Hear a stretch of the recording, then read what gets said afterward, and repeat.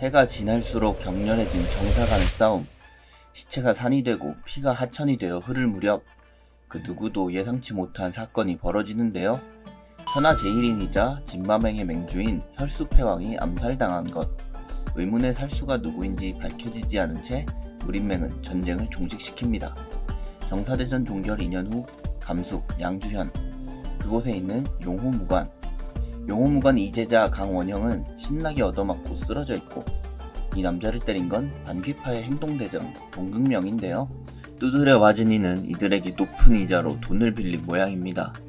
물론 그런 걸 신경 쓰는 이들이 아니어 보이는데, 그간 자신들의 앞길을 막은 반귀파의 분한 원형, 극명은 붙잡아 놓은 다른 용호무관 제자를 눕히라고 하고, 자신의 사제가 당하는 것을 지켜볼 수 없던 원형이지만 그저 주먹질 당하는 것밖에는 도리가 없는 상황. 눕힌 사제의 팔 한쪽을 가져가겠다는 반귀파입니다. 급한 대로 그들의 바지가랑이를 붙잡아 보는 원형. 들은 채도 않고 팔을 자르라 명령하는 극명. 그렇게 극명의 부하가 사제를 향해 검을 휘두르는데요. 휘두르던 부하의 검이 무엇에 맞고 깨져나가고 그들의 앞에 나타난 것은 바로 이 사람. 사제들이 기다려마지 않던 용호무관의 대사형, 형무상이었습니다. 반귀파 건달들은 무상을 촌뜨기 무사로 생각하고 덤비려는데 엄청난 경공 실력을 보여주며 사라진 무상. 자신들도 모르게 쓰러진 제자들을 데려갔는데요.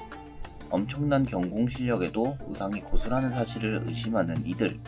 자신의 사제들을 건드린 반귀파들에게 분노하는 무상. 한 놈도 살아 돌아갈 생각하지 말라며 엄포를 놓는데 반귀파 건달들은 무상을 향해 일제히 덤벼들고, 그들이 검을 휘두른 곳에는 이미 무상은 없는 모습인데 순식간에 그들의 뒤로 가버린 무상입니다. 이미 반귀파 건달들의 얼굴에 한 대씩 먹여준 뒤 말이죠. 그 모습을 보고 놀라는 극명의 얼굴. 자신의 앞으로 다가온 무성을 보고는 덜덜 떨기 시작하는데 공짜로 보내줄 수는 없다고 말하면서 극명의 한쪽 팔을 잘라버리는 모습입니다. 용호무관을 찾아온 죗값을 톡톡히 치르게 하네요. 무상은 붙잡혀 있는 막내 사제의 얼굴을 살펴보고는 다치지 않아서 다행이라며 원형에게 티베깅을 하네요. 맞은 건 자신이라며 슬픈 감동을 하는 원형입니다. 무상은 용호무관 관주인 정기운을 보러 왔고 인류 고수에 의한 내상을 입은 것을 보게 되었는데요. 감히 어떤 놈이 자신의 사부를 건드렸냐며 분노하고 사부의 몸 상태를 살펴본 뒤 밖으로 나오는 무상. 삼제자 양석진은 오랜만에 본 무상을 향해 달려가는데 무상은 제자들 사이에서 보이지 않는 사제자가 어디 있냐 묻고 제자들은 사제자의 이야기가 나오자 당황해하는데 사실 6개월 전부터 연락이 두절되었다고 합니다. 그 말을 듣고는 생각이 많아지는 무상의 뒷모습. 자신이 없는 사이에 이상한 일들이 일어나 기분이 좋지 않아 보입니다. 3년 전에 용호무관에 한 낭인이 찾아왔다는데 다짜고짜 신청하는 비무. 물론 사부는 정중히 거절했었죠. 결국 무관 앞에 죽치고 앉아있기에 어쩔 수 없이 비무를 했고, 그뿐 아니라 다른 무관의 관주들도 당했다고 합니다. 그렇게 양주현은 흑도 천지가 되어버린 것이죠. 어쩔 수 없이 사부의 약값이라도 빌린 곳이 반귀파였던 것. 그 말을 듣고는 냄새가 난다고 생각하는 무상. 아무래도 사파의 세력이 양주현을 먹으려고 한 것 같은데 무상은 제자들에게 준비하라고 하며 일어나고 또 놈들을 조지러 간다고 하는 무상입니다. 한편 반귀파 본거지로 돌아간 극명. 반귀파 두목인 반귀는 팔이 잘려서 돌아온 극명에게 화를 내고 극명의 팔을 자른 이가 용호무관의 제자라는 사실을 듣고는 더 분노합니다. 하지만 이내 어디선가 들은 듯한 용호무관의 이름을 생각해내는데 온몸에 피칠갑을 하고 자신에게 달려오던 무상의 모습이 생각이 났죠. 그때 반귀파의 문이 크게 부서지고 문을 부수고 들어온 사람들을 보고 당황하는 반귀. 반귀파 본거지에 쳐들어온 사람들은 바로 용호무관 사람들이었죠. 한편 무상은 반귀와 아는 사이 같아 보이는데요. 건방지게 말하는 무상에게 덤벼드는 반귀파 수하들. 하지만 무상에게 중요한 곳을 얻어맞아 버리고 맙니다. 그렇게 달려드는 수하들을 순식간에 처리해버리는 무상. 그 모습을 보고는 적이지만 안타까워하는 제자들입니다. 한편 알을 전부 깨버린 무상은 다음 타자는 들어오라고 하고 무서운 표정을 보고는 전부 쫄아있는 반귀파 수하들. 그때 반귀가 전부 물러서라고 소리치는데 무상이 앞에 서서는 그날의 굴욕과 고통을 전부 기억하고 있다면서 냅다 무릎을 꿇고는 먼저 사과하겠다고 머리를 박습니다. 그 모습을 보고는 마음이 약해진다고 하는 무상. 그래도 자신들을 건드린 죗값은 받아야겠죠. 그렇게 두드려 맞고 얼굴이 팅팅 부은 반귀. 반귀에게 무슨 종이를 하나 건네주는 무상인데요. 부당하게 가져간 금자 150냥을 돌려준다는 문서라고 하는데, 그렇게 뺏은 것보다 더 크게 뜯겨버리는 반귀. 더 맞기 전에 당장 금자를 돌려주게 되어버립니다. 한편 반귀파를 혼자 작살내자 제자들의 존경을 받는 무상. 그 와중에 표정이 좋지 않은 사제를 보게 되었고, 사제는 반귀파의 뒤를 봐주는 세력이 걱정되었던 것이죠. 무상은 그 얘기를 듣더니 걱정 말라며 자신에게 생각이 다 있다고 하는데, 놈들보다 세지면 된다는 말을 하네요. 그렇게 지옥 훈련에 돌입한 용호무관 사제들. 엄청나게 큰 돌덩이와 무상을 지고 버티기도 하고 무상과의 대련을 행하기도 하는 모습인데, 물론 순식간에 두드려 맞는 거는 변함이 없습니다. 그렇게 지옥 훈련으로 하루가 다 지나고 사제들은 전부 녹초가 되어 쓰러져 있는데요. 이렇게까지 강하지 않았던 무상의 경지. 물론 10년 전에도 흑독패 20명과 홀로 싸우기는 했었지만 이 정도는 아니었죠. 무상을 보며 뭔가 기연이라도 얻은 걸까 하고 궁금해합니다. 한편 무상은 사부의 내상치료에 한창인데, 사부의 속은 내상이 깊어 엉망진창인 모습이었죠. 그나마 사제들의 간호 덕에 이만큼 버틴 거라고 하네요. 지체할 수 없는 상황에 곧바로 치료에 들어가는 무상. 그렇게 자신의 내공을 사용해 체내의 응혈을 뽑아내고 천천히 자신의 진기를 사부의 경맥에 집어넣는데, 그때 자신의 통제를 벗어나기 시작한 내공. 큰일이 나기 전에 아예 기세를 높여 치료를 합니다. 그렇게 한참의 시간이 지나고 사부는 무상의 치료 덕택에 눈을 뜰 수 있었는데요. 눈을 뜨고 돌아온 무상을 바로 알아보는데, 울컥하고는 사부에게 절부터 올리기 시작하는 무상. 두 사람은 간만에 회포를 풀기 시작했습니다. 한편 반귀파가 당한 소식을 들은 대력방당주 명후반. 심지어는 반귀파를 쓸어버린 사람은 단 한 놈이라는데, 가만둘 수 없던 후mad은 철마대줄 곡치거를 보내기로 합니다. 그리고 용호무관을 아예 쓸어버리기로 마음먹죠. 용호무관, 한 남자가 몸에 자상을 입고 쓰러지는데, 이 남자를 이렇게 만든 건 다름 아닌 무상. 최근 흑도파들을 전부 쓸어버리고 있는 무상의 소문이 나기 시작하고, 심지어는 그놈들에게 갈취당한 돈까지 돌려준다는데, 그 말을 듣고는 깜짝 놀라는 많은 사람들. 냅다 용호무관 쪽으로 두 발 벗고 뛰어가기 시작합니다. 그렇게 수많은 인파가 용호무관 앞으로 몰리고 통제가 안 되는 모습을 보고 나서는 무상. 내력을 실은 목소리로 잠시만 진정해달라고 하는데, 그 모습을 보고는 막내 제자의 눈이 똘망똘망해지네요.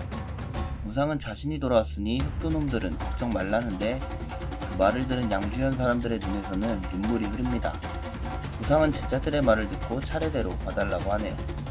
그때 나서는 양주현의 큰 어르신. 냅다 미안하다며 무상의 두 손을 꼭 잡는데, 먼저 고맙다는 말부터 했어야 한다고 말을 합니다. 그 장면을 보고는 양주현 사람들도 감동을 하네요.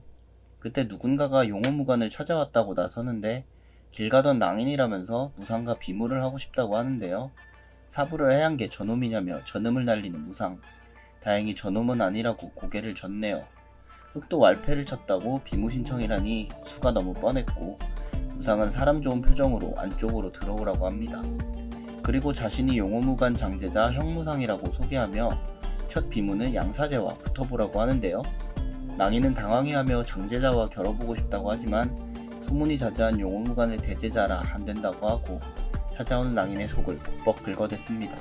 결국 낭인은 양사제와 비무를 겨루게 되었습니다. 화가 잔뜩 난 낭인은 양사제를 죽여버리겠다고 하고, 그렇게 두 사람은 검을 맞대게 되는데요. 낭인은 자신보다 강하다는 것을 몸으로 느낀 양사제.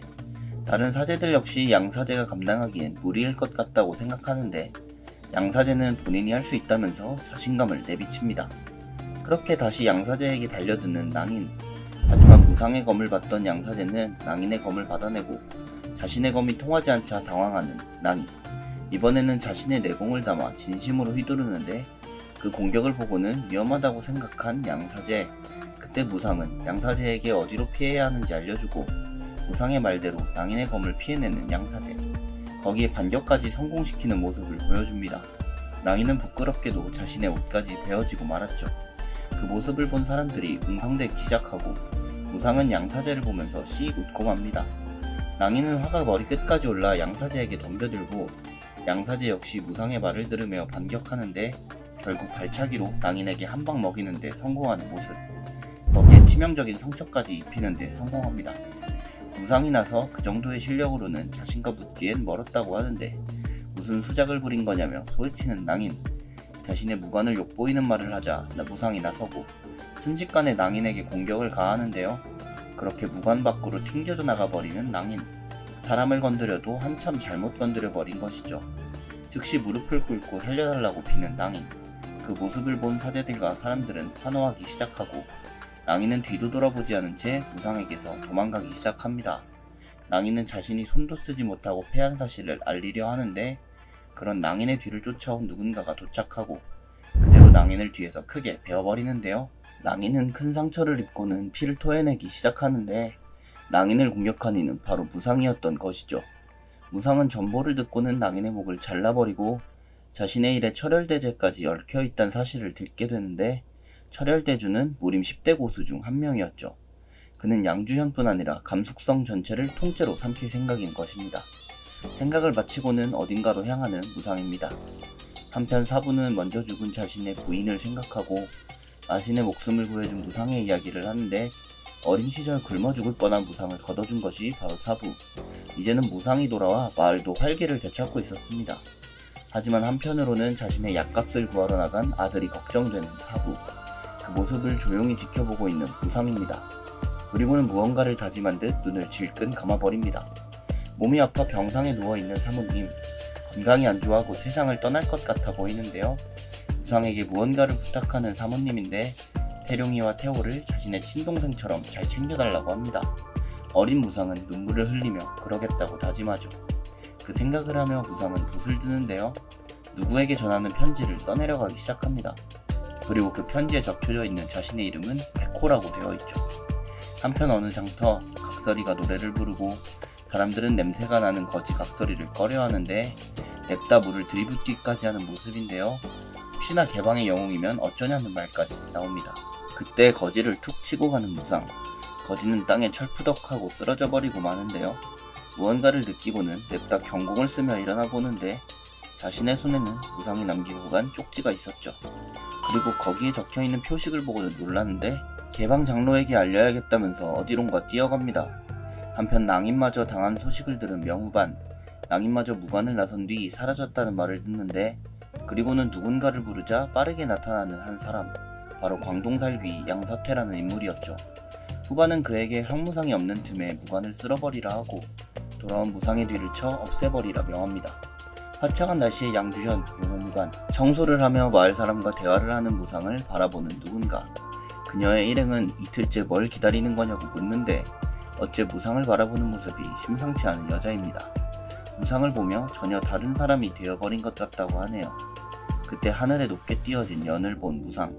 볼 일이 생겨 가봐야 할 것 같다며 자리를 뜹니다. 그리고 무상이 사라지자 한 남자가 용호무관을 찾고 이 남자의 정체는 바로 광동살귀 양서태.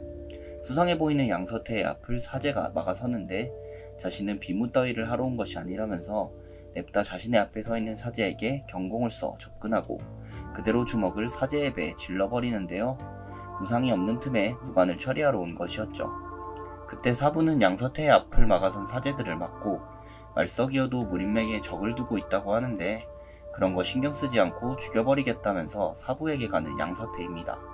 한편 나무 위에 한 거지가 누워있고 무상은 자신과 아는 사이 같아 보이는 거지를 부르는데 이 거지는 바로 개방의 수석잔로 귀면신계였습니다. 전쟁이 끝나고 2년간 어디가 있었냐고 묻는 귀면신계. 무상은 귀면신계가 혼자 온 것이 아니란 것을 눈치채고 그때 무상의 앞에 나타난 개방의 무력계. 냅다 무상을 보더니 자신의 손에 내공을 불어넣는데 무상에게 그대로 정권 지르기를 시전하는데요. 내력을 실은 주먹을 쉽게 잡아버리는 무상입니다. 그리고 그런 무상을 보며 반가워하며 껴안는 무력계네요. 그런 무력계에게 높게 뛰어 돌진하는 귀면신계. 사부 앞에서 권풍을 날리냐며 무력계를 접해버립니다. 무상은 무력계가 귀면신계의 제자인 줄 몰랐나 보네요. 아무튼 무력계는 무시하고 대화를 나누는 두 사람. 무상은 자신에게 도움을 약속한 것을 기억하냐고 묻고 원치 않는다면 자신도 괴념치 않겠다는데 규면신계는 뭐든지 말해보라며 당장 들어주겠다고 하네요. 그러자 씩 웃으면서 대답하는 무상입니다. 한편 용호무관을 쑥대밭으로 만들고 있는 양서태. 사부가 힘을 내 공격을 막아내고 있는데요. 양서태의 뛰어난 경공 실력에 애를 먹고 있는 모습입니다. 심지어 다른 제자들의 합공마저 손쉽게 피해내는데 그렇게 손도 꼼짝 못한 채 수세에 몰려있는 세 사람. 이렇게까지 차이가 나는 고수일 줄 몰랐던 사제는 너희가 강해져야만 한다는 무상의 말이 떠올랐습니다. 그렇게 분해하는 사제 뒤로 나타난 한 사람. 사제의 등에 내력을 실은 손을 갖다 대는데 화들짝 놀라 뒤를 쳐다보는 사제입니다. 그렇게 수세에 몰린 세 사람을 밀어붙이는 양서태. 막내 사제를 향해 공격을 감행하는데요. 그런 양서태의 검을 두 손가락만으로 막아선 여인. 심지어는 손가락 한만으로 양서태에게 공격을 가하고 그렇게 양서태는 검과 함께 한쪽 팔을 잃게 됩니다. 갑작스럽게 일어난 결과에 모두가 놀라고 여인은 당장이라도 양서태의 목을 치려고 하는데요. 양서태는 놀라 당신이 누군데 참견하려는 것이냐고 하고 올바른 대답이 아니라며 여인이 검을 내리치는 그 순간 사부는 그만이라고 소리를 크게 지르는데 그 말을 듣고는 양서태에게 향하는 검을 멈춰 세운 여인입니다. 사부는 그자를 살려주시면 안 되겠냐고 하고 사제들은 그게 무슨 말이냐면서 반대하는데 사부는 그자의 뒷배경이 걱정되었던 것이죠. 그렇게 웃으면서 목숨을 부지하게 된 양서태인데 그 말을 듣고는 아직은 살려두는 편이 좋겠다는 여인. 대신 무공을 쓰지 못하게 단전을 패해버립니다. 그리고는 아직 자신의 소개를 하지 않았다면서 자신은 무림맹 촌순찰직을 맡고 있는 모용검하라고 하네요. 청검신녀라는 벼로로 유명한 여인이었습니다. 한편 그때 귀면신계에게 태룡에 대해 말한 무상. 귀면신계에게 부탁할 것은 태룡을 찾아달라는 것이죠. 연락 기다리겠다면서 무상 떠나려고 하고 귀면신계는 무상에게 전쟁이 다 끝났냐고 생각하냐는데 무상은 관심 없다면서 무림맹의 일에 자신을 엮지 말라고 합니다. 그렇게 빠른 경공으로 자리를 뜨는 무상이네요. 한참이 지나 무관으로 돌아온 무상인데 연무장에 흙 뿌려져 있는 피를 보고는 놀랍니다. 사제는 무상이 없는 틈에 흉수가 찾아왔다고 하는데 무림맹 총순찰 덕에 잘 처리했다고 자초지종을 설명하고 지금은 사부와 차를 드시고 계신다며 들러달라고 했다고 하는데요. 그 시각 검화일행과 차를 마시고 있는 사부. 다시 한번 목숨을 구해준 데 감사하다며 인사를 하는데 그때 누군가가 오는 이척이 들리고 문을 열고 들어오는 것은 바로 무상이었는데요. 무상은 검화의 얼굴을 보고는 깜짝 놀라는 모습.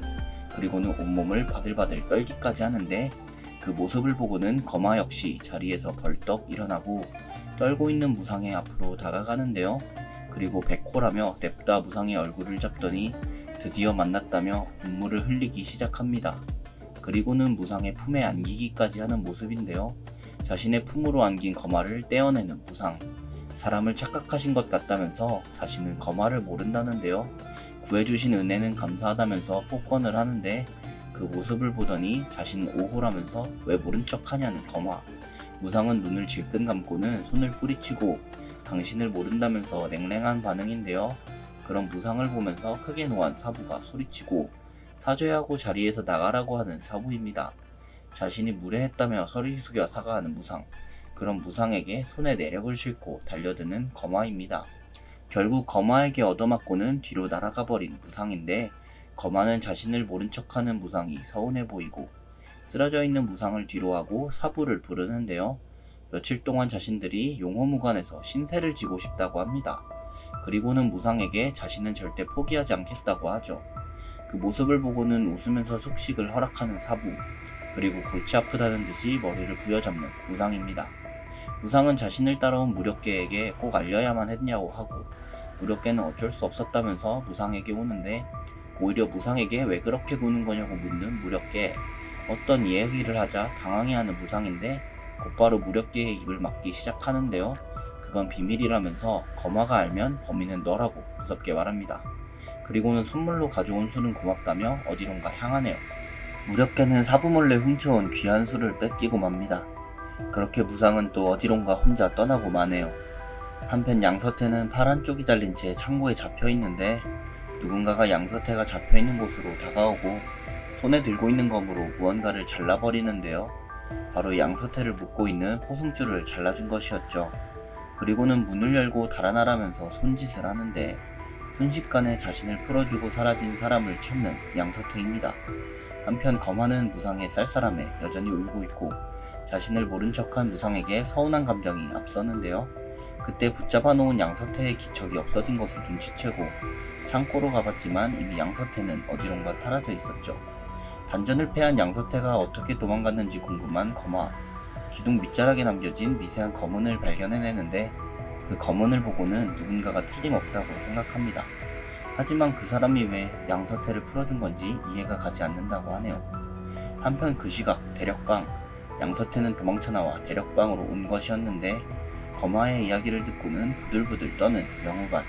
무린맹이 이 일을 트집잡는다면 일이 커질 것을 염려하는데 양서태는 자신이 대력방에 몸담은 것을 아는 이는 없다고 하죠. 그리고는 자신에게 사람을 보내줬다고 하고 그 말을 듣고 놀라는 명우반. 명우반은 양서태에게 사람을 보낸 적이 없었던 것인데요. 그때 말을 하는 양서태의 머리를 뚫는 무언가. 자신을 풀어준 자가 자신의 머리를 뚫어버린 것인데 무슨 꿍꿍이로 왔냐고 묻는 명우반. 살수의 정체는 바로 무상이었던 것입니다. 대력방이 웃음냐며 무상에게 채찍을 휘두르는데 매력이 실린 채찍을 손쉽게 잡아버린 무상. 그걸 보고 무상에게 달려드는 오치삼인데요.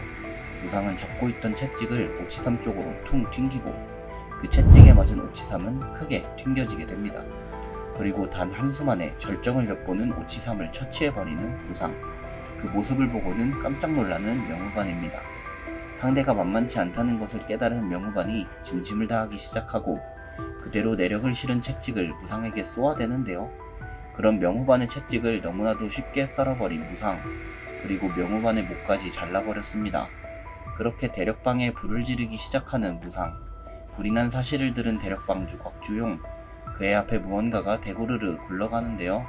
그것이 명우반의 목이라는 것을 알고는 경악하는데 무상은 이미 곽주용의 뒤에까지 들어와 있었죠. 곽주용은 무상의 정체를 사사령으로 예상하는데 틈을 노려 신호탄을 쏠 생각을 하고 있습니다. 그때 기세만으로 곽주용의 행동을 멈춰 세우는 무상. 허튼 수작 부리지 말라며 경고의 메시지를 보냅니다. 그리고 거래 사실에 대한 것을 말하는데 그걸 보고는 멍청하게 문서로 남겨놨냐고 부들대는 곽주용.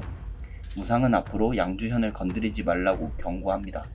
그리고는 내공을 사용해 곽주용을 압박하는데 뒷일을 생각해 곽주용을 살려주는 모습입니다.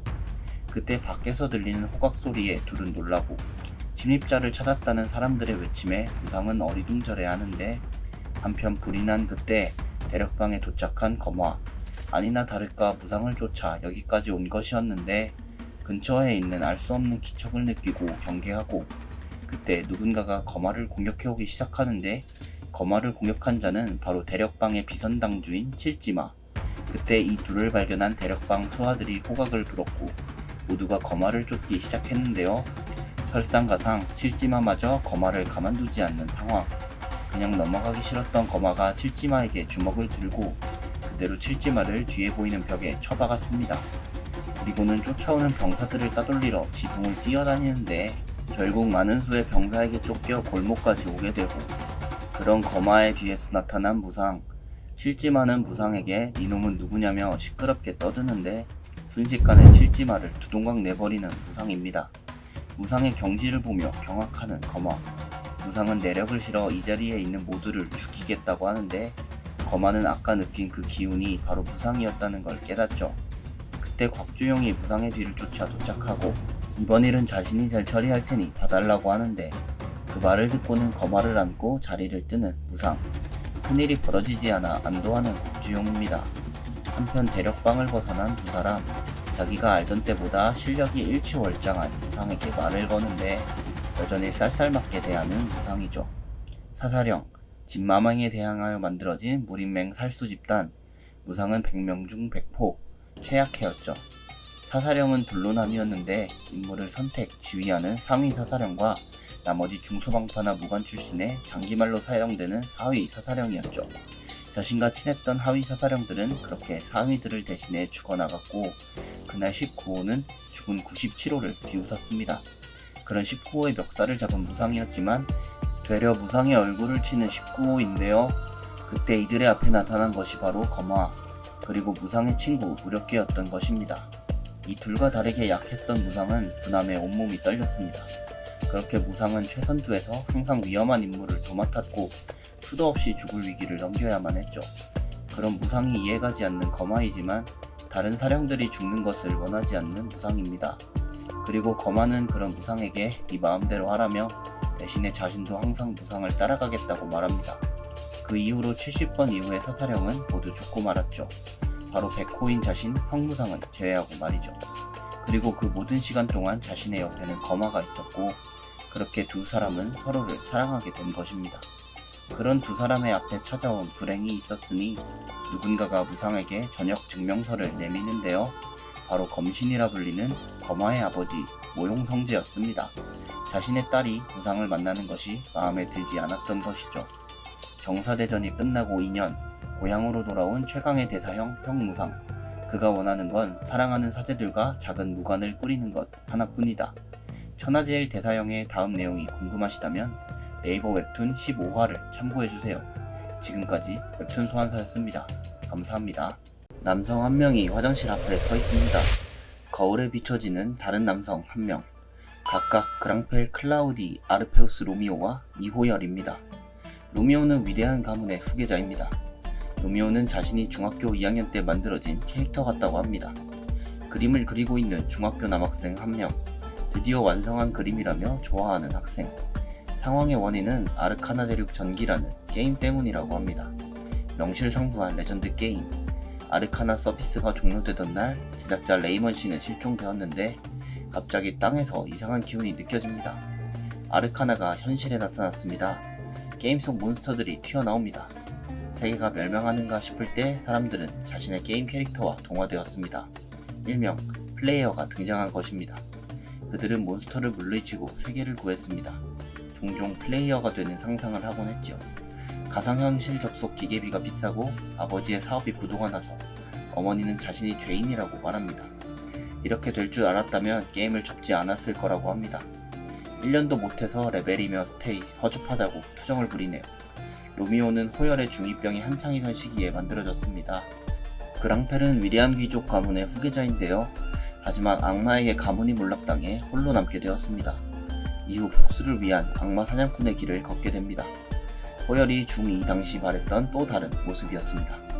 어른이 되자 참을 수 없는 수치심이 되어버렸을 뿐이죠. 당장 내일 출근은 어떻게 해야 할지 생각 중입니다. 플레이어가 되면 캐릭터와 동화되는 느낌을 가집니다. 노트북으로 무엇인가를 검색하는데요. 랭커 플레이어들이 받는 돈은 말 그대로 억 단위입니다. 로미오는 이미 풍요로움을 맛봤기에 재물 따위는 집착하지 않는다고 하네요. 악마 사냥꾼이 요즘 어쩐지부터 검색을 해보는데 화면에는 페이지 단 2개만 검색됩니다. 아무도 악마 사냥꾼을 하지 않는 것이었죠. 화면에는 아르카나 아크샨 귀지 괴멸이라고 적혀 있습니다. 아크샨은 악마 사냥꾼의 성지입니다. 직업이 삭제된 수준이라고 생각하는데 물론 악마 사냥꾼은 10년 전에도 아무도 하지 않았습니다.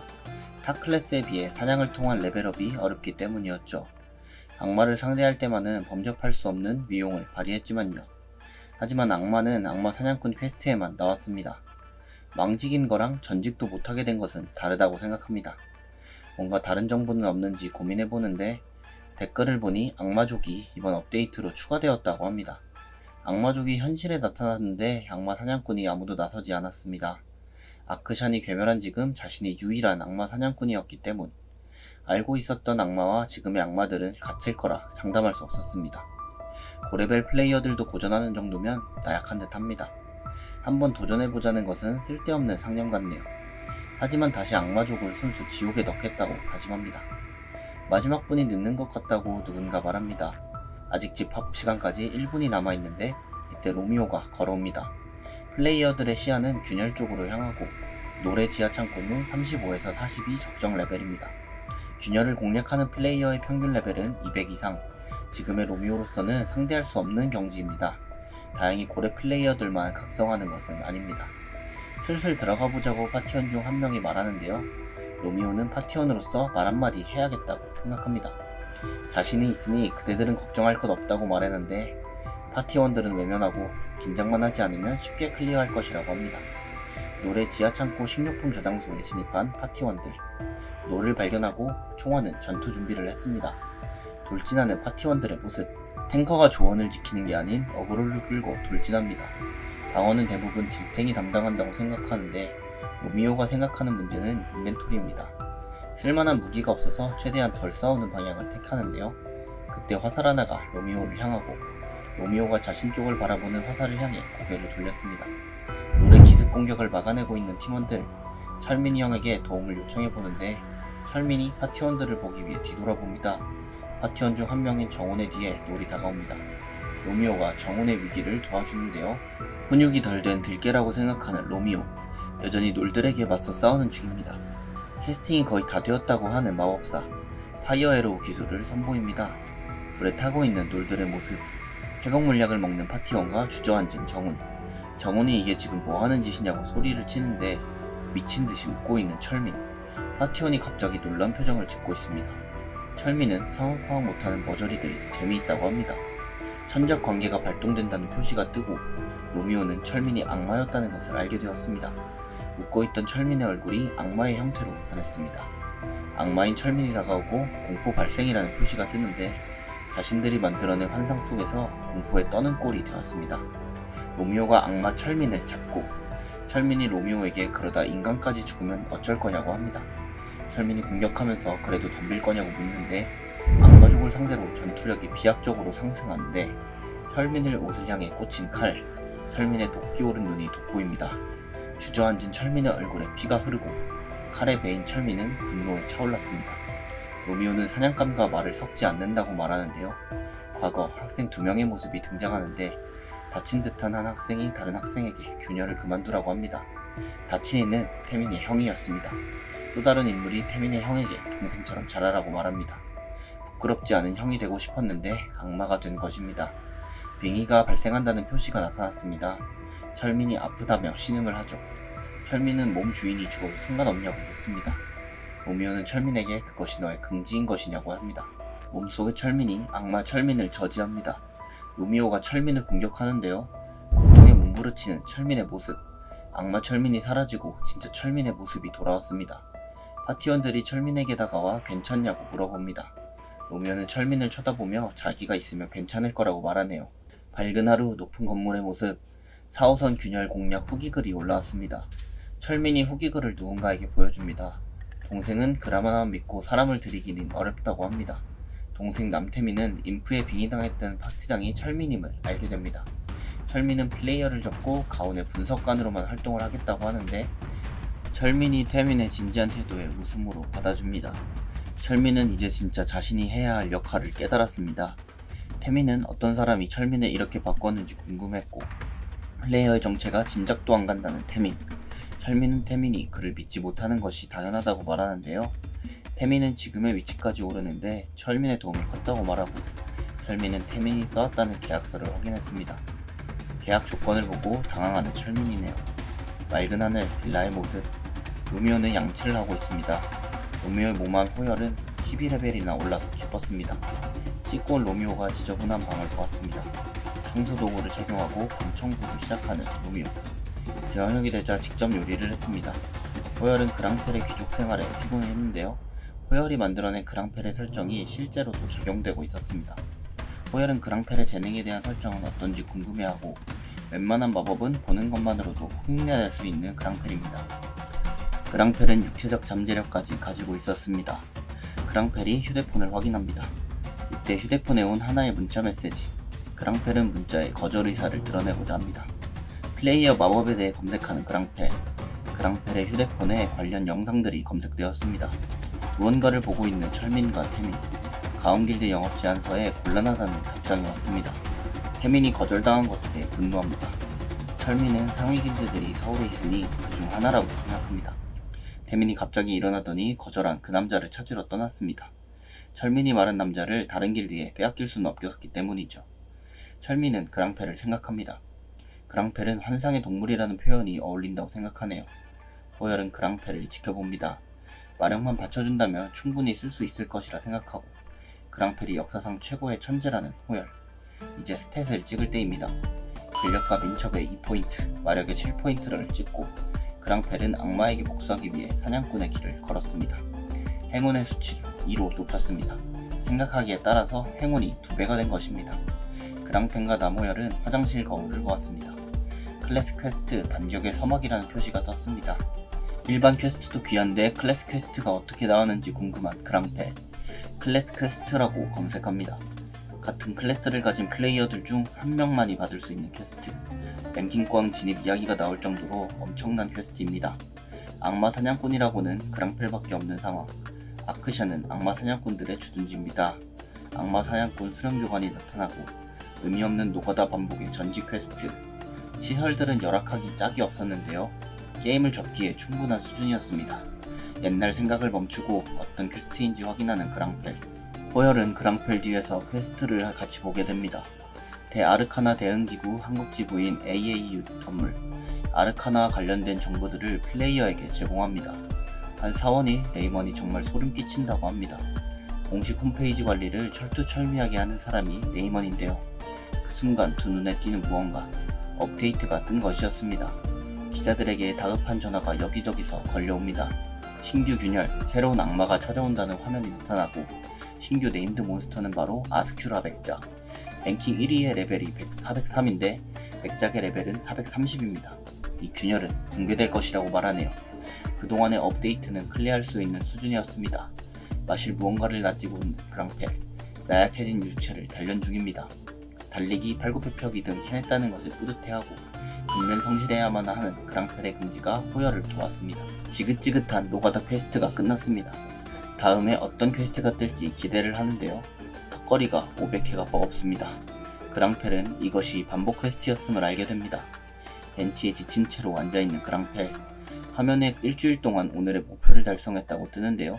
근력과 민첩이 각각 2만큼 증가했습니다. 보상으로 스탯을 받은 것이었죠. 레벨업 없이 4포인트나 스택이 올라서 기쁜 호열. 그랑펠은 아르카나 업데이트와 관련한 소식을 듣습니다. 신규 균열의 등장에 공략 포기를 선언한 대다수의 길드들. 레벨 330은 잡기 어렵다고 생각합니다. 플레이어들 사이에서 악마족은 상대하기 굉장히 까다로운데요. 아스큐라 백작은 레벨 67에 불과했었습니다. 새로 생긴 클래스 퀘스트를 보고 있었습니다. 아크샤는 유일한 흡결귀인 백작을 잡으라는 것이었습니다. 불가능한 적을 처치하는 것은 두려워하는데 그랑펠로서의 감정이 어떤지 생각하고 열등한 족속이 귀중한 시간을 방해한다고 생각하는 그랑펠. 그랑펠은 책임을 물어 처벌하겠다고 합니다. 아스큐라 백작이 있는 곳은 러시아입니다. 첫 번째 목적지는 마법사의 탑. 마법사의 탑 내부에는 포탈이 존재하기 때문입니다. 포탈은 사용자를 한순간에 순간이동시키는 마법입니다. 그랑펠은 시간이 지체된 만큼 빠르게 이동합니다. 마법사의 탑 앞에 서 있는 기자들. 진짜로 가운 길드가 마탑으로 올지 궁금해하는데요. 이때 가운 길드가 등장합니다. 기자들이 가운의 길드 마스터 태민에게 질문을 퍼붓는데요. 샤이닝 길드가 왔다고 소리치는 한 기자. 그의 명칭은 록스. 레벨은 399입니다.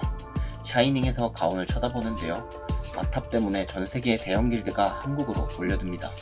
샤이닝은 가운이 이번 원정에 많은 걸 걸었다고 생각합니다. 철민이 열심히 해보자며 다독이네요.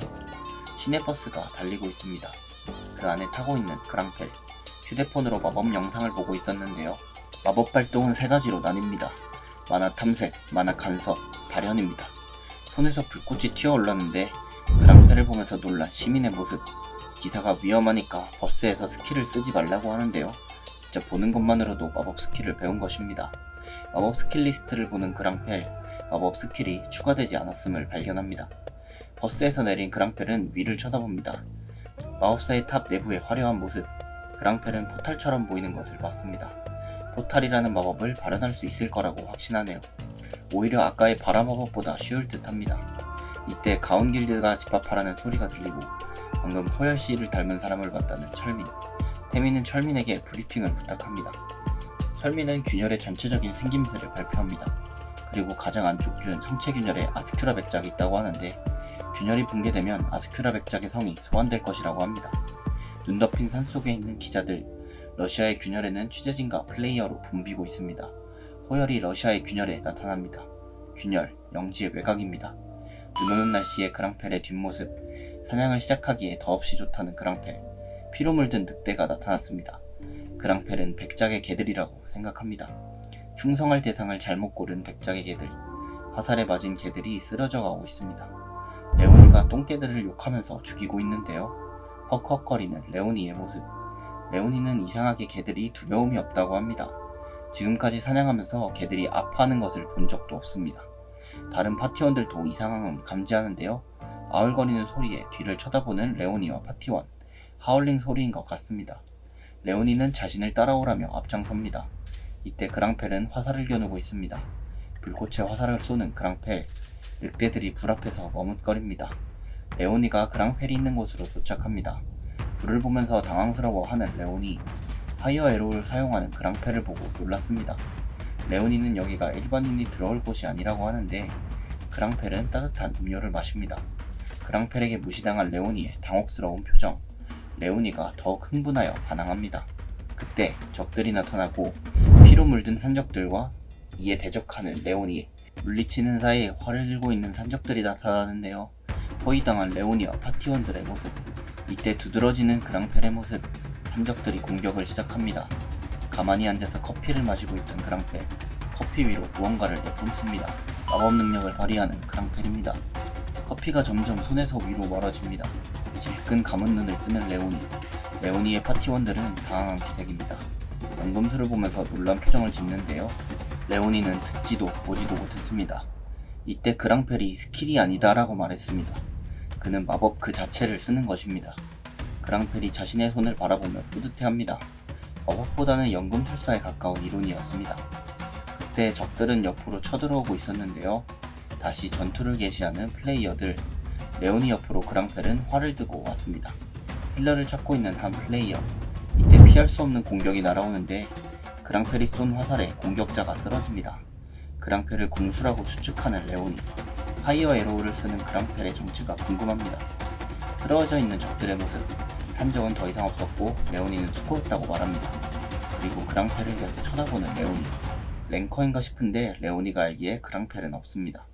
맹민함 그랑펠이 레오니를 쳐다보자 볼이 붉어지는데 얼굴 전체가 붉어진 레오니입니다. 그랑펠은 그렇게 봐도 레오니에게 줄 차가 없다고 말하네요. 드론 하나가 공중을 부양합니다. 투데이 아르카나에서 나온 기자가 생방송 중입니다. 방송을 보고 있는 한 남자의 모습. 남자를 보면서 PD님 커피 한잔 하라고 누군가 다가오는데 PD는 지금 균열 상황이 어떠냐고 물어봅니다. 샤이닉 쪽 근처에 자리를 확보하라고 하네요. 카메라 앞을 지나가는 조연출. 영지의 외곽에 첫 클리어가 떴다는 소식이었는데요. 재빨리 쫓아가서 길드를 확인하자 바로 버서커였습니다. 버서커는 레오니가 있는 길드였고 그 자리엔 그랑펠도 있었습니다. 기자가 그랑펠에게 한국인이 버서커와 무슨 관계냐고 물어보는데 인터뷰를 하러 온 기자에게 비키라고 하는 그랑펠. 큰 보폭으로 걸어가는 그랑펠입니다. 레오니에게 첫 클리어 타이틀을 따는 소감을 물어보고 레오니는 노코멘트 하겠다고 대답하는데요. 레오니는 속으로 그랑펠이 열받는다고 생각합니다. 근데 그랑펠의 모습이 보이지 않는데요. 그랑펠은 잠깐 집에 간다고 하고 떠난 것이었습니다. 전 세계가 주목하는 인터뷰 주인공이 떠난 상황이었죠. 하늘색 균열이 나타나고 가온이 세컨드를 클리어했다고 하는데 태민에게 인터뷰를 요청하는 기자들. 레오니는 혼자서 중얼거립니다. 기자들은 레오니의 욕에 사운드를 땄는지 물어보는데 가온 길드의 베이스 캠프. 철민과 태민이 라면을 먹고 있습니다. 뉴스 장면으로 레오니의 모습이 나오는데요. 레오니가 한 말은 한국에 가온만 있는 게 아니라는 것이었습니다. 태민은 균열에서 한국 플레이어를 만났다는 말 같다고 합니다. 가온을 들먹이게 할 한국인이 한 명 떠오르네요. 그랑펠의 집 건물. 샤워 중인 그랑펠의 모습. 따뜻한 물이 최고라고 하는 호열. 호열은 그랑펠의 레벨을 확인합니다. 그의 레벨은 86, 19레벨이 올랐습니다. 마법 스킬보다 마력 소모 효율이 좋았습니다. 스킬보다 큰 규모로 마법을 사용한 것은 좋지만 위험했는데요. 마력 재생이 터무니없이 느렸기 때문입니다. 호열은 레오니 일행이 없었으면 위험했다고 생각합니다. 그랑펠은 자신의 능력이 부족했기 때문이라고 하네요. 그랑펠에게 겸손이란 감정은 존재하지 않습니다. 시간적 여유가 없다고 하는 그랑펠. 그랑펠은 다시 체력 훈련을 반복합니다. 모든 것의 기초가 우선이라는 그랑펠. 그랑펠이 집 밖에 나가서 달립니다. 라디오를 들으면서 달리는 그랑펠과 호열. 현재 영지의 외곽 균열 공략 달성률이 95%라고 합니다. 이대로라면 곧 백작가의 영지 균열이 붕괴할 수도 있다고 하는데 투데이 아르카나 캠프의 모습. PD가 책상을 치면서 소리칩니다. 균열이 붕괴되면 끝장나기 때문에 고뇌하는 PD. 균열에서 몬스터들이 쏟아져 나오는 상황을 상상합니다. 그랑펠이 지금까지 일어난 적 없는 사태라고 합니다. 더욱 서둘러야겠다는 그랑펠의 결심. 흡혈귀는 피를 통해 자신의 권능을 나누어주는 존재입니다. 아스크라 백작이 영지 외곽 속 몬스터에게 권능을 나눠준 것입니다. 몬스터들이 쓰러지면서 권능은 주인에게 되돌아간 것이죠. 돌아온 권능이 백작가의 영지에 있는 몬스터들에게 갔을 것입니다. 이대로 백작가의 영지를 공략하는 경우를 가정합니다. 백작가의 성체가 그 즉시 붕괴할 수도 있습니다. 그랑펠은 귀족의 명예를 더럽히면 즉시 심판하겠다고 하네요. 백작가의 영지 붕괴율이 70%에 이르렀습니다. 영지의 외곽 균열은 200개였지만 백작가의 영지는 30개입니다. 철민이 퀭한 얼굴로 등장합니다. 태민이 둘러보고 오니 어떠냐고 물어보는데 버서커 쪽에는 세컨드 선이랑 보헤미안이 붙었다고 합니다. 퍼스트 클리어를 달성하고 견제가 많이 붙은 듯 합니다. 이때 길드랭킹 4위 이나즈마가 다가옵니다. 이나즈마는 자신들이 가려던 균열에 가온이 있다고 하는데 가온과 이나즈마는 실랑이를 벌입니다. 이나즈마의 히사기 카즈마는 랭킹 6위입니다. 두 길드가 붙었다며 뛰어오는 기자들. 철민이 태민에게 두 길드가 맞붙는 게 손해라고 하는데 카즈마는 6위지만 태민은 11위라고 기자가 언급하고 한일전이라는 말을 듣고는 태세를 전환하는 철민. 두 길드가 결국 맞붙게 되었습니다. 붕괴 위험도는 벌써 80%를 돌파했네요. 그랑펠은 여유롭게 차를 음미합니다. 저변 균열에서 마력 고갈의 위험성을 깨달았는데요. 만화를 보다 효율적으로 사용하는 방법을 고안해야 합니다. 그것이 바로 연금술 스킬에서 착안한 마법입니다. 처음에는 돌멩이를 이용하여 찻잔과 테이블로 바꿨습니다. 하지만 실전에서 활용하기엔 효율이 좋지 않았는데요. 고민하던 중 한 가지 사실을 깨달은 그랑펠. 아스큐라 백작의 병사가 다가옵니다. 그랑펠은 초라하기 그지없는 모습이라고 하네요. 깨달은 것은 원성복구의 마력이 거의 소모되지 않는 것. 반전 마법을 성공한 그랑펠. 백작가의 영지 최신부입니다. 병사들을 공격하는 태민. 다가오는 병사들을 모두 처리했습니다. 태민은 10마리도 채 못 잡은 것이 말이 안 된다고 하네요. 그것은 이나즈마 쪽도 마찬가지였습니다. 이나즈마가 여유롭게 걸어옵니다. 이나즈마가 태민에게 와서 시비를 걸고 있는데요. 누군가가 태민을 부르는 소리가 들립니다. 태민은 자신이 그냥 폐허에 있다고 소리에 응답합니다. 광장 같기도 하다고 태민은 위치를 대략 설명하네요. 소리의 주인공은 철민. 당장 나오라고 소리칩니다. 이때 쿵쾅거리는 소리가 들려오고 아스큐라 백작의 기사들이 몰려옵니다. 전방에 적이 있다고 알리는 태민. 하지만은 내키진 않지만 등 뒤를 맡기겠다고 합니다. 뒤쪽에서도 적이 등장한 것이었죠. 모든 곳에서 적들이 접근하고 말았습니다. 태민이 순간 당황합니다. 사방에 있는 적들이 공격왔습니다. 그들 앞에는 돌벽이 나타났는데요.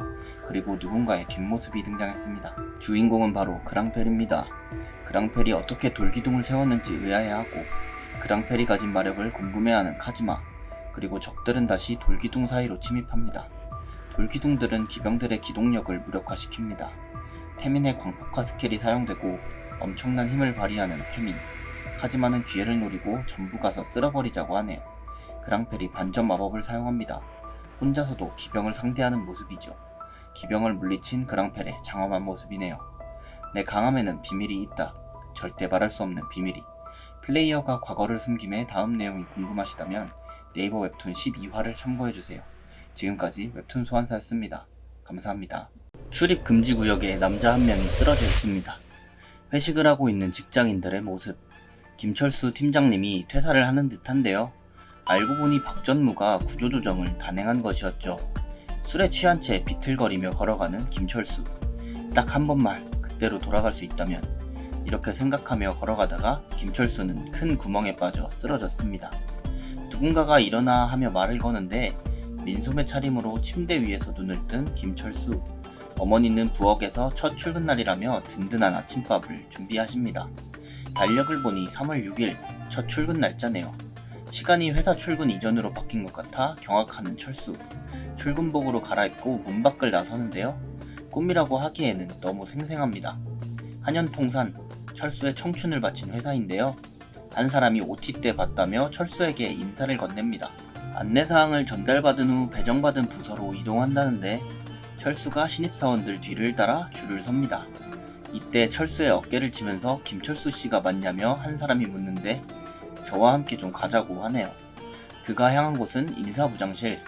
인사부장 박준형이 철수를 반깁니다. 인사부장은 박전무였고 출근 첫날의 사건이 다시 시작합니다. 박 부장은 철수에게 특별히 맡길 일이 있어 따로 불렀다고 하는데 박 부장은 한 사람의 증명사진을 꺼내 철수에게 보여줍니다. 사진 속 남자는 철수가 가게 될 영업 5팀 안정규 팀장. 박 부장은 철수에게 안정규 팀장의 행동을 보고하라고 합니다. 이력서를 살펴보는 박 부장, 철수가 학력이 낮지만 뽑아야 한다는데 철수같이 절실한 사람은 의심을 하지 못한다고 합니다. 박 부장은 따로 불러낸 철수에게 업무를 맡을 수 있겠냐며 묻고 그때 갑자기 벌떡 자리에서 일어나는 철수. 안정규 팀장은 미팅마다 술이라며 죽겠다는 듯 자리에 앉습니다. 지긋지긋하다며 새로 들어온 막내를 기다리고 철수가 쩌렁쩌렁한 목소리로 인사를 하는데요. 앞으로 잘 부탁드린다며 즉각 인사를 합니다. 이제는 박 부장의 속셈을 알아차릴 수 있는 철수.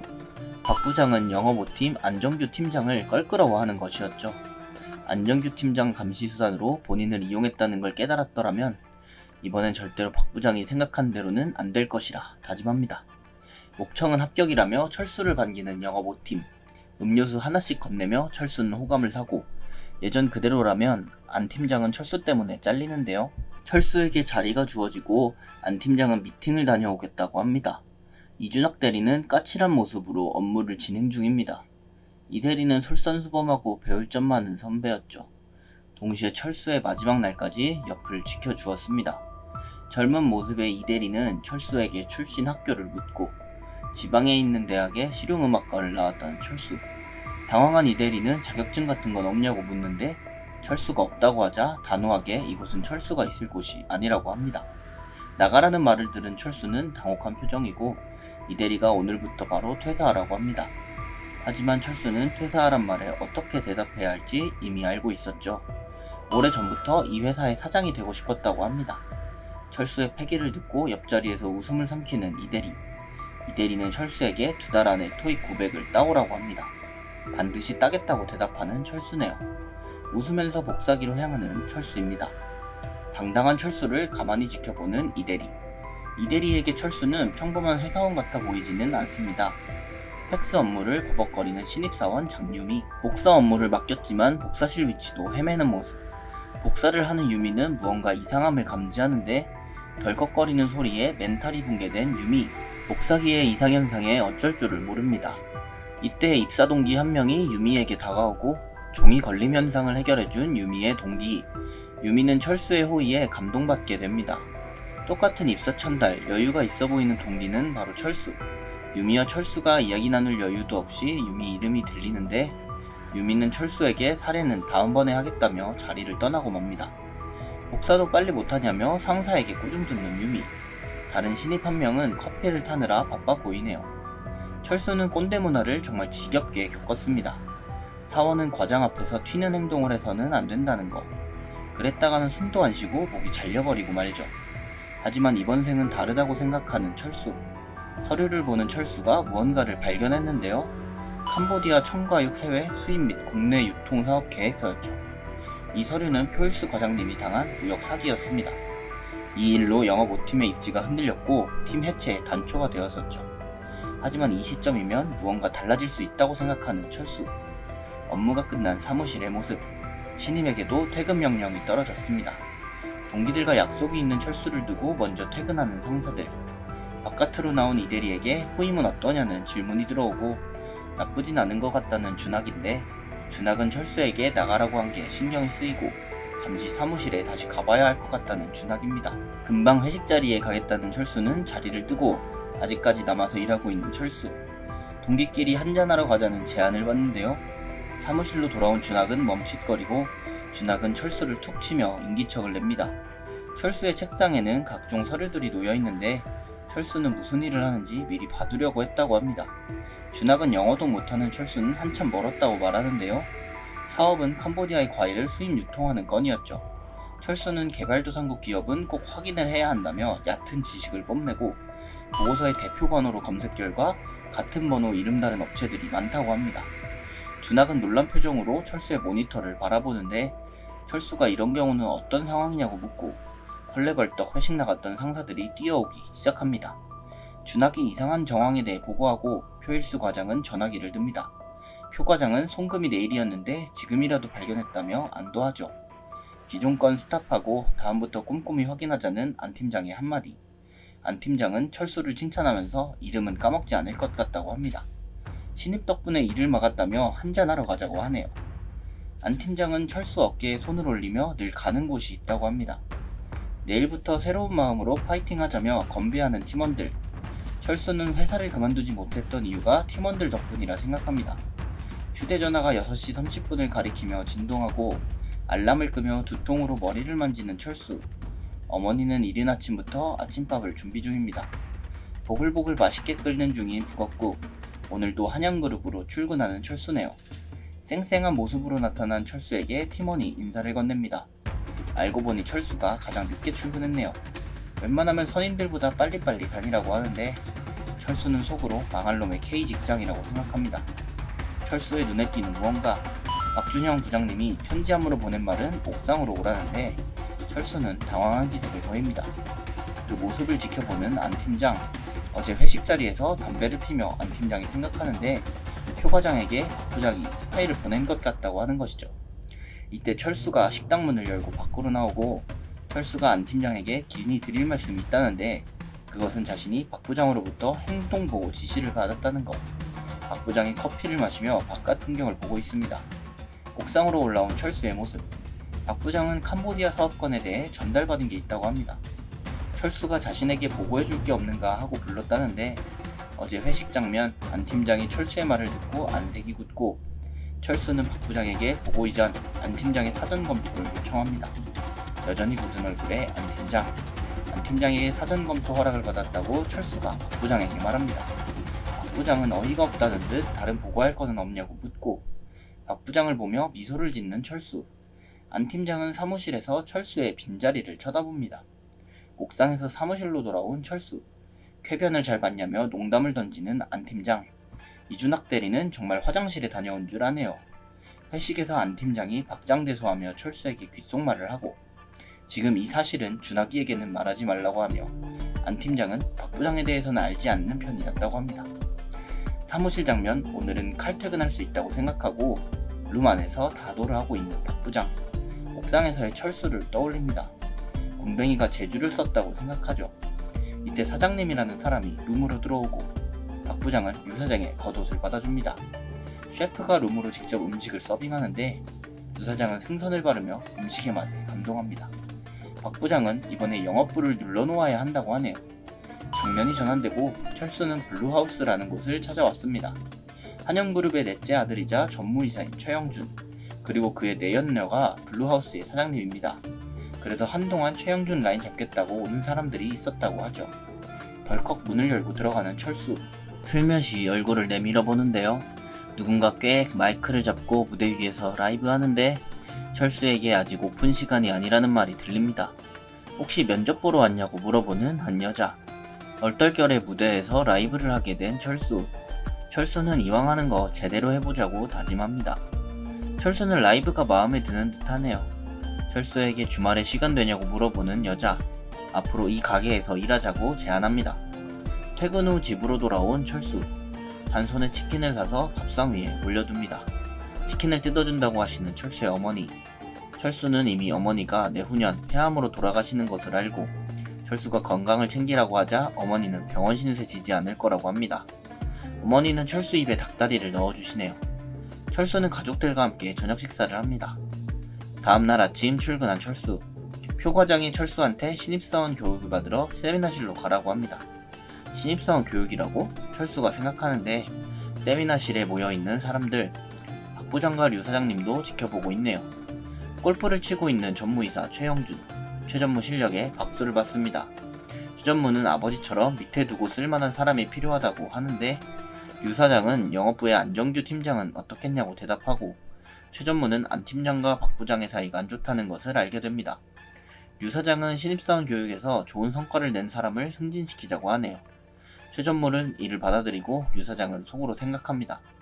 회사로 기어들어와서 사람 추천이라니 후계자 자리를 넘보나? 철수는 교육과정 마지막에 프레젠테이션을 하게 될 것임을 알게 되는데 예전 기억상 철수는 신입사원 교육을 제대로 해내지 못했었죠. 절망에 빠진 모습의 과거 철수. 세미나실에서 신입사원들이 나오자 상사들이 가득하고 신입사원들을 교육시켜 승진을 하려는 상사들. 안 팀장은 시끌거리는 상황을 지켜봅니다. 야, 신입사원 교육 소식 들었냐? 애들 점수 그래도 팀별 인사고과 반영한다며 안 팀장이 이야기 소리를 엿듣습니다. 세미나실에서 돌아온 철수를 보며 안 팀장은 지켜보자고 생각하죠. 시간이 흐르고 세미나실에서 교육이 끝나가는데 철수 입사 동기인 유미에게 한 사람이 뒷풀이를 가자고 합니다. 유미는 철수도 데리고 가자고 하는데요. 이때 철수 씨는 안 간대요 라고 다른 한 사람이 말합니다. 철수는 이런 말이 오가는 것을 몰래 엿듣습니다. 철수는 입사 동기 황대훈이 못마땅스럽네요. 대훈은 박 부장에게 술을 올립니다. 박 부장이 대훈의 학교 선배라고 합니다. 박 부장의 교육 성적이 실적에 반영되는 걸 알고 있냐고 묻고 대훈에게 신입생 교육 자료를 건네며 보탬이 되어달라고 하네요. 오직 나니까 할 수 있는 일이라고 생각하는 대훈. 술잔을 들고 있는 최전무. 한 잔 더 드리냐며 여자가 묻습니다. 최전무는 여자에게 자신이 류 사장에게 휘둘리는 것 같다고 말하고 여자는 직접 아랫사람들을 데리고 움직이는 편이 낫지 않냐고 합니다. 사람을 알아봐달라고 한 건데 뭐가 다르게 흘러간다 답하는 최전무. 여자는 다시 편하게 사는 건 어떻겠냐고 묻네요. 최전무는 아버지로부터 인정받고 싶다고 말합니다. 여자의 이름은 해나이고 해나는 공연 시간이라며 자리를 떠납니다. 라이브 가수인 철수가 헉헉거리며 들어옵니다. 땀을 뻘뻘 흘리고 들어온 철수. 옷이 엉망인데 옷 남는 것을 입으라고 전달하는 해나. 검은 유니폼을 입고 나온 철수. 해나는 직접 선글라스도 끼워줍니다. 철수는 자신을 라이브 가수 에디라고 사람들 앞에서 소개하고 이때 블루하우스에 들어오는 입사 동기들의 모습. 세미나실에서 교육을 마치고 나오는 장면. 유미가 철수 씨 하고 부르는데 유미는 발표 준비는 잘 돼가고 있냐고 물어보고 철수는 아는 선에서 얼른 해치우려 한다고 답합니다. 철수는 순환근무제도 발표를 준비하고 있고 대훈은 이를 듣는데 유미는 철수의 시안을 보면서 너무 좋다고 칭찬합니다. 대훈이 갑자기 나와서 본인도 시안을 보겠다고 하고 대훈은 시안의 내용을 읽으며 당황하는데요. 박 부장이 줬던 자료의 내용과 같기 때문이죠. 대훈은 철수에게 이 자료 어디서 났냐고 묻네요. 똑바로 말하라며 너 이거 어디서 났냐고 합니다. 라이브 중인 철수는 입사 동기들을 발견하고 유미는 선글라스 쓴 철수를 쳐다봅니다. 유미가 못 알아본 것 같아 안도하는 철수. 철수의 노래소리에 감탄하는 사람들. 분위기 좋다며 좋아하는 신입사원 강연 강사. 대훈은 강사님에게 아첨합니다. 대훈은 영업 5팀 사원이 안 왔다고 하죠. 영업 5팀인 철수는 대훈을 노려봅니다. 17년 전 신입사원 교육에서 마지막 발표는 전부 수준 이하였습니다. 결과적으로 각 소속팀들의 인사평가 또한 좋지 않았죠. 여기서 인사팀은 제외였습니다. 그리고 인사팀에 속한 사람은 황대훈이었죠. 대훈은 철수가 가지고 있는 정보의 출처를 계속 따지는데 철수는 그 당시 대훈의 발표 주제를 따온 것이었죠. 철수는 대훈에게 직접 쓴 발표안인데 듣자 하니 불쾌하다고 하고 철수는 대훈과 있었던 일을 복용하겠다고 일침을 놓습니다. 대훈이 안 된다고 하자 철수가 왜 안 되냐고 묻죠. 철수로부터 상황을 보고받는 안 팀장. 철수가 인사팀의 주제를 베꼈다는 오해를 받았다고 전합니다. 안 팀장은 똑같은 주제로 대훈을 이길 수 있겠냐고 하고 철수는 그래서 예비용으로 만들어둔 게 있다고 합니다. 그 발표안을 모두 가져오라는 안 팀장. 안 팀장은 신입사원이 만들만한 수준이 아니라고 생각하는데 정말 철수가 한 것이 맞냐고 물어보는 안 팀장. 철수는 발표 주제를 바꿀지 물어보고 안 팀장은 베꼈다는 오해받지 않도록 발표의 전날 바꾸라고 합니다. 안 팀장은 박 부장의 계획이 안 통할 거라고 확신하네요. 대훈은 박 부장에게 사죄합니다. 박 부장은 그딴 소리 들으려고 부른 줄 아냐고 다그치는데 박 부장은 대훈이 정보를 빼돌렸다고 생각하죠. 대훈은 한 번만 더 기회를 달라고 애원하지만 박 부장은 거절하고 대훈이 이 일을 해결해야만 했습니다. 대망의 신입사원 프레젠테이션 발표날. 철수는 이번에도 의도한 대로 사건이 흘러갈 거라 보는데 첫 번째 발표자를 호명합니다. 소재 1팀 박근출은 긴장한 티를 숨기지 못하네요. 긴장한 채로 발표하는 유미의 모습. 인사팀 황대훈 사원의 차례. 대훈의 주제는 순환근무제 실무적 전망과 활용 방안. 유미가 주제를 듣고 생각합니다.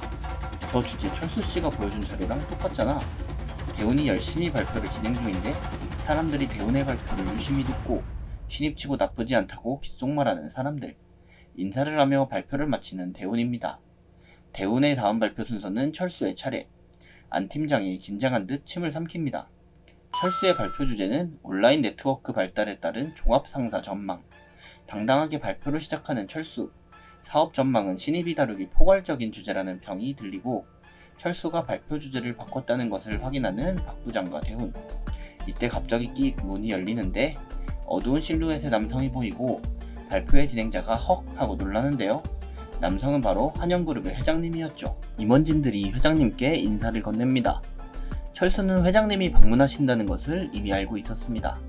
최경훈 회장은 철수가 영업 OT 신입사원임을 듣고 최 회장이 철수에게 하던 거 마저 해보라고 하는데 최 회장이 발표가 조선어라며 한마디 건넵니다. 이번 발표는 영어로 하라고 말이죠. 발표를 지켜보던 안 팀장이 벌벌 떠는데 박 부장이 피식거리며 웃고 맙니다. 영어 발표쯤은 당연히 할 수 있을 거라 믿는 최 회장. 철수는 반쯤 허리를 숙이며 죄송하다고 답하는데 잠시 시간을 달라며 자료를 바꾸고 싶다는 철수. 철수가 준비한 영어 발표 자료가 화면에 비칩니다. 영어로 발표를 진행하는 철수. 집중한 얼굴로 철수를 지켜보는 최 회장. 최 회장은 사업안의 구체적인 예시를 질문하는데요. 속으로 나이스 철수를 외치는 안 팀장입니다. 인사를 하며 발표를 마치는 철수. 최 회장이 짝짝 박수를 칩니다. 최 회장이 자리를 뜨면서 철수의 이름을 묻는데요. 영업 5팀 신입사원 김철수라고 합니다. 유 사장과 박 부장이 배웅하네요. 박 부장의 어깨 위에 올려진 손. 최 회장은 꽉 어깨를 잡습니다. 박 부장이 철수를 째려보고 있죠. 영업 5팀에게 칭찬받는 철수. 인사부장 실문이 보이는데요. 대훈이 어쩔 줄을 모른 채 앉아 있습니다.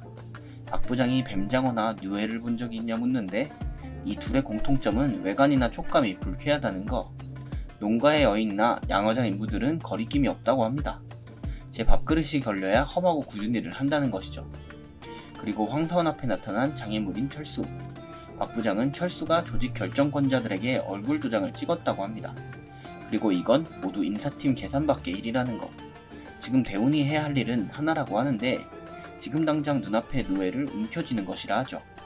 윤리경영실 백정구 부장실로 화면이 전환되고 다들 업무를 보느라 바빠 보이는데 백 부장의 모니터에 뜬 알림 하나.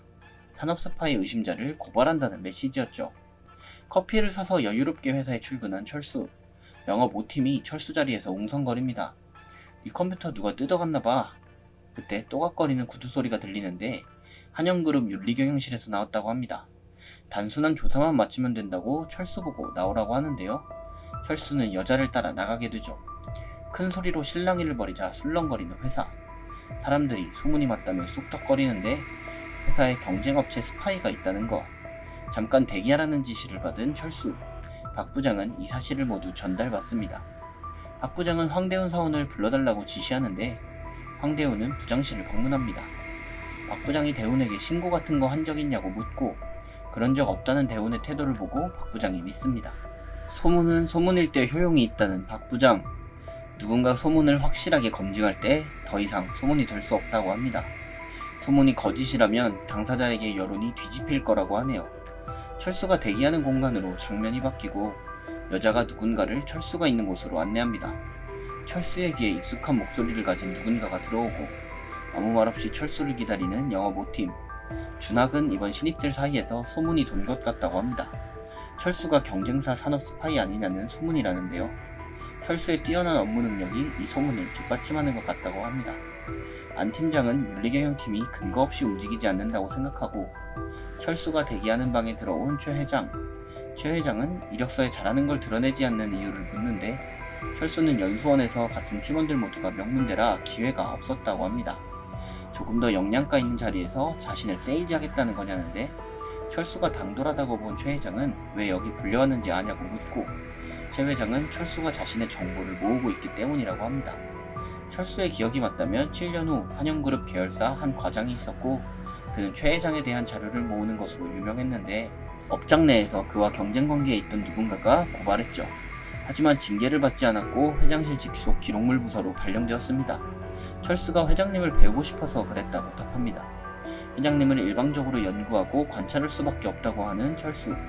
철수 주변에 쓸만한 사람이 없어 보였냐고 하는 최 회장.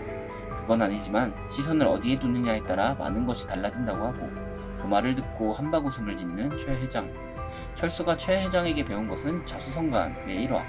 최 회장이 어떻게 한영을 세계적인 기업으로 만들었는지였죠.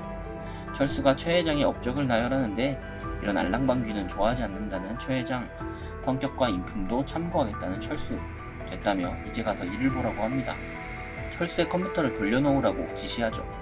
긴장감이 들고 있는 영업부팀, 철수가 눈을 찡긋거리며 엄지척합니다.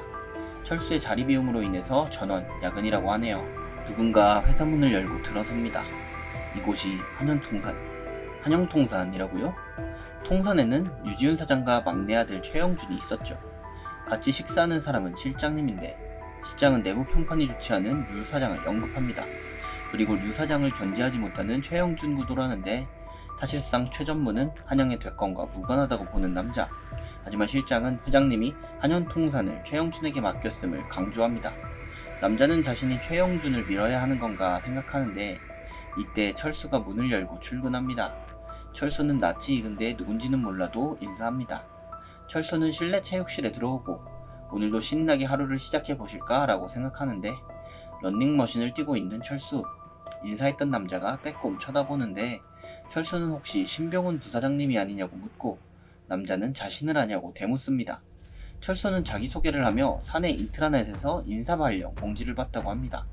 회사 안내를 해드려도 되겠냐는 철수. 신 부사장은 첫인상이 좋다고 생각하네요. 아침이 밝은 한현통산.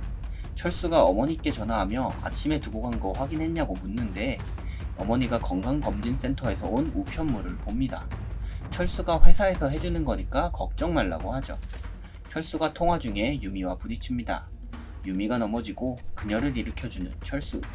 유미가 훌쩍거리며 자신이 사고친 것 같다고 하는데 니켈 수주 전화를 잘못 받아 7억이 날아가게 생겼다는 거. 유미는 니켈 수입건 담당 업체 전화를 받습니다. 업체에서 미리 선적을 진행한다고 하자 일단 유미는 나이스를 외쳤던 것. 그것을 청약 응답이라고 받아들여 난리가 나게 된 것입니다. 철수는 전형적인 장난질이라고 생각합니다. 종합상사는 공급처, 수요처 간 요구 조건을 조율하는데 하지만 환율 변동이 심하고 원자재 가격이 요동칠 땐 질 나쁜 회사들이 이득을 챙기려고 장난치는 경우가 있다는 것이죠. 이건 당신이 어떻게 할 수 있는 게 아니라고 하고 철수는 유미에게 국장 팀으로 가서 팀장님께 연락하라고 합니다. 그분 말고는 해결해줄 사람이 없다고 하네요. 유미네 팀 박대리가 혼나고 있는 상황. 다른 부서에서 이 팀에서 무슨 일이 났냐고 묻는데 영업 5팀이 지켜보다가 철수에게 실수하지 말라고 합니다. 유미의 컴퓨터에 띵동 알람이 뜹니다. 철수가 이번 일 해결된다에 한 달 용돈을 걸겠다고 하는데요. 유미는 철수가 장난친다고 생각합니다. 혼나는 유미를 철수가 힐끔 쳐다보고만 해요. 회귀해보니 출근 첫날이었다. 신입사원 김철수의 다음 내용이 궁금하시다면 네이버 웹툰 16화를 참고해주세요. 지금까지 웹툰 소환사였습니다. 감사합니다.